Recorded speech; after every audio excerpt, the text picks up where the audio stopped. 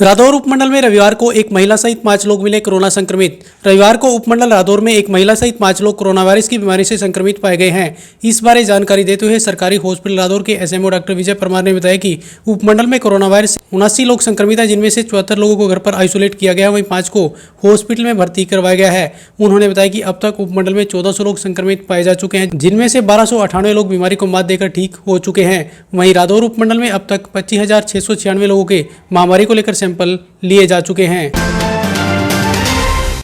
रादौर के गांव नागल के पास बनाए गए पुल पर पीडब्ल्यूडी विभाग ने पेड़ काटने से पहले ही बनाई सड़क, हादसे का खतरा।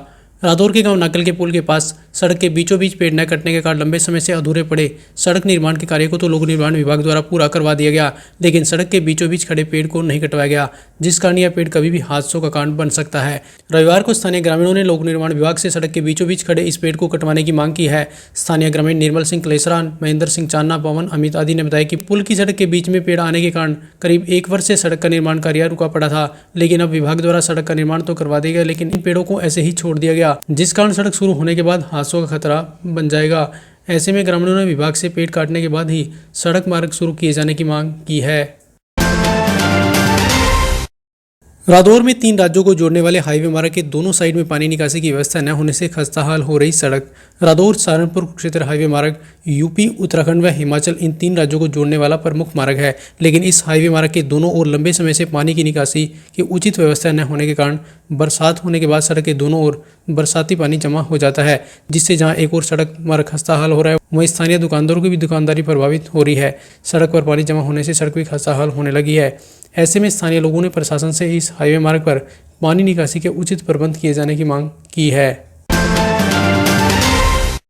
रादौर में भारतीय किसान यूनियन के जिला अध्यक्ष सुभाष गुर्जर ने कहा, 26 मई को भूपा चौक पर पीएम का पुतला फूकेंगे किसान। भारतीय किसान यूनियन के जिला अध्यक्ष सुभाष गुर्जर ने रविवार को उपमंडल के गांव बेंडी, खजूरी, जगुड़ी आदि गांव का दौरा किया। वहीं रादौर में पत्रकारों से बातचीत करते हुए उन्होंने कहा कि 26 मई को 3 काले कानूनों के खिलाफ चल रहे आंदोलन को 6 महीने हो जाएंगे। इस आंदोलन में लगभग 400 किसान शहीद हो चुके हैं, लेकिन सरकार की तरफ से कोई संवेदना जाहिर नहीं की गई है। उन्होंने कहा कि संयुक्त किसान मोर्चे के आह्वान पर पूरे देश में 26 मई को किसान काली पट्टी बांधकर और काले झंडे लगाकर विरोध दिवस मनाएगा। वहीं रादौर के भूपा चौक पर भी किसानों द्वारा प्रधानमंत्री का पुतला फूंककर रोष प्रकट किया जाएगा। उन्होंने कहा कि इस दिन किसान जिले के हर ब्लॉक में पुतला फूंकने का काम करेंगे। संयुक्त मोर्चे का जो आह्वान है कि 26 मई को हमारे जो दिल्ली में आंदोलन चल रहा है उसको पूरे 6 महीने हो जाएंगे और लगभग हमारे 400 के लगभग किसान शहीद हो गए हैं, लेकिन इस निकम्मी सरकार और अहंकारी प्रधानमंत्री ने आज तक कोई संवेदना व्यक्त नहीं की। किसानों से निवेदन करता हूं, किसान मजदूर भाइयों से, कि 10 बजे भूपका चौक रादौर में पहुंचकर खड़ा दिवस मनाएंगे और इस अहंकारी प्रधानमंत्री का पुतला भी जलाएंगे। रादौर में डिपो संचालकों ने प्रशासन से की प्राथमिकता के आधार पर वैक्सीन लगाए जाने की मांग।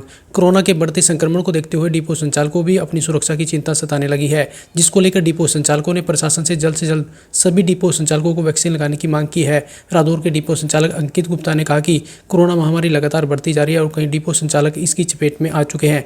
मशीनों के माध्यम से खाद्य सामग्री वितरित किए जाने से खतरा लगातार बढ़ रहा है, लेकिन उनके विभाग की ओर से उन्हें अब तक न तो सैनिटाइजर और न ही मास्क उपलब्ध करवाए गए हैं।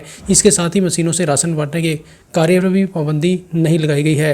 उन्होंने बताया कि कई डिपो संचालक अब तक कोरोना संक्रमण की चपेट में आ चुके हैं। अगर यही स्थिति रही तो भविष्य में कई डिपो संचालकों के इसकी चपेट में आने की संभावना से इनकार नहीं किया जा सकता। इसलिए प्रशासन को डिपो संचालकों को प्राथमिकता के आधार पर वैक्सीन लगाकर उनका बचाव करना चाहिए।